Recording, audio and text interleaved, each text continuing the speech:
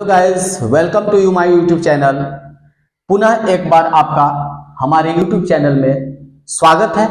और आज मैं मैथ्स का दो चर वाले रैखिक समीकरण के बारे में बताने का प्रयास करेंगे। तो ये दो चर वाले रैखिक समीकरण क्या होते हैं?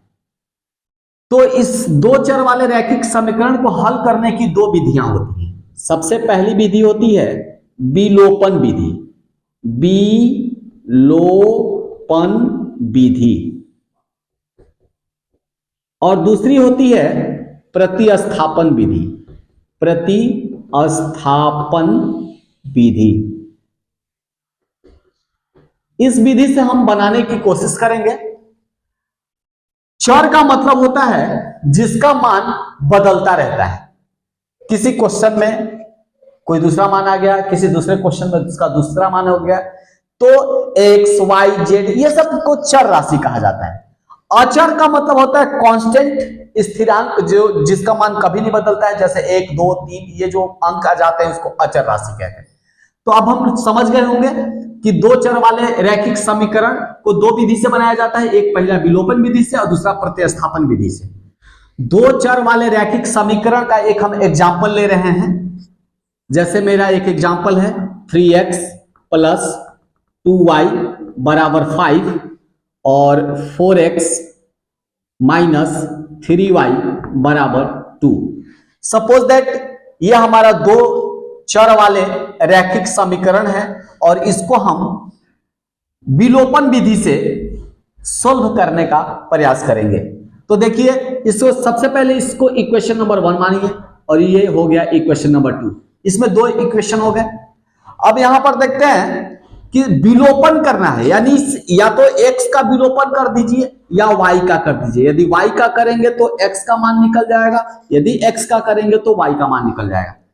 तो सबसे आसान विधि यही है कि सबसे पहले इस इक्वेशन में x को हम विलोपित कर रहे हैं। तो x के आगे ये जो 4 है, जो भी अंक रहे, चाहे वह प्लस में रहे या माइनस में रहे, इससे इस अंक से इससे पहले समीकरण में गुना करेंगे। यानी कि पहला समीकरण में इस x के आगे जो भी अंक है उससे हम गुना करेंगे। तो x के आगे क्या अंक था? 4, तो इसमें 4 से गुना करेंगे। और समीकरण 2 में, इस समीकरण 2 है, इसमें इस x के आगे वाले जो भी अंक है उससे गुना करेंगे। तो उसके आगे 3 है तो इसमें 3 से गुना करेंगे। आप लोग समझ गए होंगे, पहला समीकरण में इस x के आगे वाले अंक से गुना करना है और दूसरा समीकरण में इस x के आगे वाले अंक से गुना करना है। गुना करने के बाद देखते हैं, तो 4 से इन तीनों पद में गुना होंगे। तो सबसे पहले 4 से गुना कीजिए 3x में, तो आएगा 12x और ये प्लस 4 में 2 से कीजिए 8y बराबर 4 5 20। दूसरा समीकरण कैसे बनेगा? 3 से गुना कीजिए 4 तिहाई 12x आ गया, और देखिए 3 के आगे प्लस है और 3 के आगे माइनस है, तो प्लस माइनस माइनस होता है। अलग अलग चिन्ह रहे तो हमेशा माइनस का चिन्ह दीजिए, एक रकम का चिन्ह रहे तो हमेशा प्लस का दीजिए।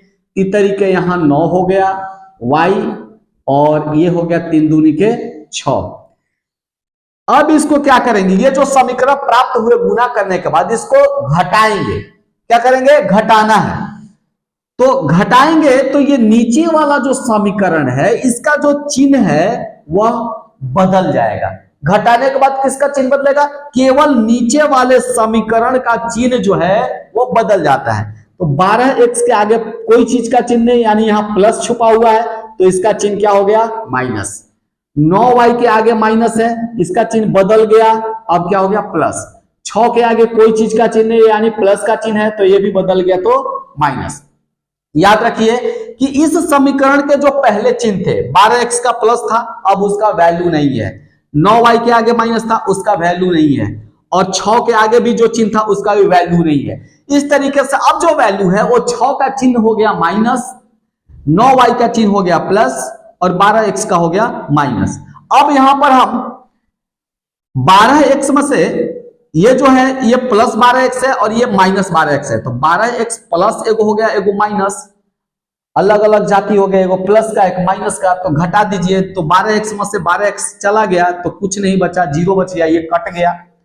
अब 8y के आगे प्लस है और 9y के भी प्लस है, ये दोनों जाति एक है तो एक है तो जोड़ दीजिए, प्लस प्लस जुट जाएगा, 8 गो y और 9 गो y, 8 9 17 गो y, और बढ़का के आगे का चिन्ह लिखाएगा प्लस 17y। अब इसमें देखेंगे ये प्लस 20 है, ये माइनस 6 है, तो 20 में से 6 गया तो 14 लिखाएगा, 20 के आगे वाला चिन्ह यानी प्लस। इस प्लस को लिखिए अन्यथा मत लिखिए, कोई दिक्कत नहीं। अब y का मान निकालेंगे तो ये 14 बटा में 17 आ गया। y का मान हमारे पास आ गया 14 बटा में 17। 14 जो है 17 को बुलाएगा तो ये जैसे ही आता है दोनों के बीच गुना है, ये आ जाता है बटा के नीचे 14 बटा 17। इस प्रकार से हमने y का मान निकाल लिया। अब हम चलेंगे फिर से इस समीकरण को लिखते हैं, 3x प्लस 2y बराबर 5, इक्वेशन नंबर 1 था। उसके बाद 4x माइनस 3y बराबर 2, ये इक्वेशन नंबर 2 था। x का हम लोग यहां पर विलोपित कर दिए तो देखिए y का मान हो गया। अब हम चलेंगे y को विलोपित करेंगे, तो इस समीकरण में y के आगे जो अंक है उससे गुना करेंगे। तो y के आगे कितना है, -3 है, तो इसमें -3 से गुना करेंगे। किससे गुना करेंगे, -3 से। अब इस निचला वाला समीकरण में y के पहले जो चिन्ह है +2 है, तो इसमें गुना करेंगे +2 से। गुना करके देखते हैं, -3 में -3x से गुना किए, -3 में 3x से गुना किए तो माइनस तरीके 9x, माइनस और प्लस, ये हो गया माइनस, 3 में 2 से किए 6 और y का जो कहते हैं, और माइनस और यहाँ प्लस है तो हो गया माइनस, और 3 में 5 से किए तो 15। दूसरा का मैं समीकरण में गुना करते हैं, 2 से 4x में किए तो 8x, 2 से 3 में किए, सबसे पहले चिन्ह में प्लस में और माइनस में तो माइनस हो गया, 2 में 3 से किए तो 6y हो गया, उसके बाद में 2 में 2 से किए तो 4 हो गया। अब इसमें देखते हैं, दोनों को घटा दीजिए, दोनों समीकरण को घटा दीजिए, तो 9 घटाएंगे तो निचले समीकरण का चिन्ह सब जो है बदल जाएगा। 8x के आगे प्लस था, माइनस हो जाएगा, 6y के आगे माइनस है, ये प्लस हो जाएगा, और 4 के आगे कोई चीज नहीं यानी कि प्लस का है तो ये हो जाएगा माइनस। अब यहां पर देखते हैं 9 गो x माइनस में 8 गो x, इसका भी चिन्ह है माइनस, दोनों माइनस में हो गए तो दोनों एक जाति के हो गए तो जोड़ दीजिए, 9 गो x और 8 गो x 17 गो x। लेकिन चिन्ह लिखना है बढ़का के आगे का। जोड़ने या घटाने के बाद हमने बहुत बार अपने वीडियो में बताया है कि जोड़ने और घटाने के बाद जो है ना, सबसे बड़े वाले अंक के आगे का चिन्ह लिखते हैं। तो बड़ा अंक है 9, 9 के आगे हो गया माइनस, तो माइनस चिन्ह हो गया। उसके बाद देखिए 6y प्लस माइनस में है और 6y प्लस में है, एगो अलग जाति, तो दोनों आपस में घट जाते हैं। 6 गो y में से 6 गो y घटा तो 0। उसके बाद में ये बराबर, अब 15 के आगे माइनस है, 4 के आगे भी माइनस है, तो दोनों एक जाति के हैं तो जोड़ दीजिए, 15 और 4 19। और उसके बाद में जोड़ने के बाद में बढ़का के आगे का चिन्ह लिखना है तो माइनस। अब यहाँ x बराबर निकालिए, x को अकेले छोड़ेगा, -19 कहेगा कि मेरा दोस्त 17 है, इसको बुलाएगा। जैसे ही ये आता है, ये दोनों के बीच में गुना का चिन्ह है, ये जैसे बराबर के उस साइड जाता है तो इसका चिन्ह बदल जाता है, भागा हो जाता है। भागा मतलब बाटा के नीचे 17, ये माइनस माइनस कट गया, 19 बटा 17 आंसर। इस प्रकार से y बराबर 14 बटा 17 और x बराबर प्लस 19 बटा 17 आंसर आ चुका है।